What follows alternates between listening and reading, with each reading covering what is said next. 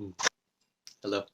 So I'd like to make a little amendment to what I had said before about free will and choice, in that I was merely repeating um, the truth being spoken by another. And there is this technicality that one's truth is not necessarily the truth for another. To truly explain my stance on free will, we get to this place of there being a single choice. There is one single choice that you make in your life. And this choice is being made in every moment, with every breath you take. This is a very powerful choice. It determines where you're going in life. It determines how you feel. It determines the health of your body, the health of your psychology. And this choice is quite simply to be yourself or not. And the mind is not you. And the mind will do everything it can to take control, because it thinks it's responsible. The mind is watching this outer world, watching the play of light, and it thinks that realm of light has something to do with this realm of matter right here, this physicality, this realm of form. And we could say, yes, that everything is energy, but the difference between light and matter, they don't really interact with each other on this surface level. Their interaction is in the invisible realm.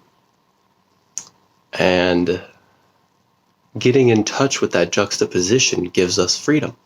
For you see, it is the juxtaposition between this mental realm and the physical realm that creates the relationship between the two, the perceived relationship between the two. And this mind, it's going to do everything it can to take control. You see, if you have an undefined crown, the mind will occupy you with things that don't have anything to do with you. Most of us have an undefined crown. If you have an undefined third eye, your mind can occupy itself with pretending to be certain to other people when you're not. If you have an undefined G center, your mind could occupy you with searching for love in the world. And that's not you. You don't need to do that. That's your mind looking for what you already are. If you have an undefined ego center, your mind will make you think you have to improve. It might make you think that you're not already perfect, that you have to prove something to anyone. If you have an undefined sacral center, you might not know when enough is enough of something you like. You might get really into something, and that's your mind taking control from the open center. If you have an open root, that's the center of timing. That means this world is pressurizing you, and you might feel pressure from everything. And that's the mind taking control from openness. If you have an open spleen, your mind might make you hold on to things that don't serve you because it thinks that it does. It feels some connection within you that feels good to have that connection completed.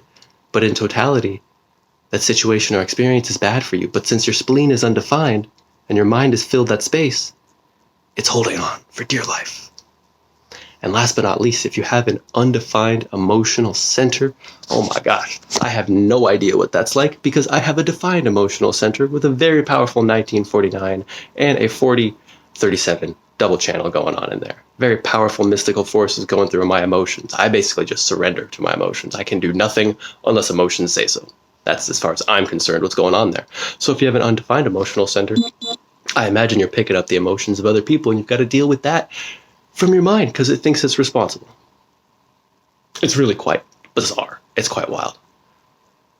But there is this freedom that occurs if you simply follow your strategy and authority, because this is literally a formula for surrender. All the ancient teachings told us to surrender for so long, but nobody told you what that meant. Now we have a formula for your unique surrender to your body, because we are all a perfectly unique potential of consciousness. And the thing is, quite sadly, very few of us live up to that potential at all. because this mind is filling everything up. But you see, if the mind isn't filling up those open spaces, then instead of operating from that openness with the mind trying to take control, you're operating from your body's definition. And if you're operating from your body's definition, then your body has the intelligence to run those programs properly, and you will find yourself in the correct place for you at the right time with the right people. This is what it means to travel along your geometry, your fractal line. And this can only be properly done by following your strategy and authority. Only. That's it. Every other teaching you've ever heard from anyone ever is just conditioning if it's not your strategy and authority. And I know that's nonsense.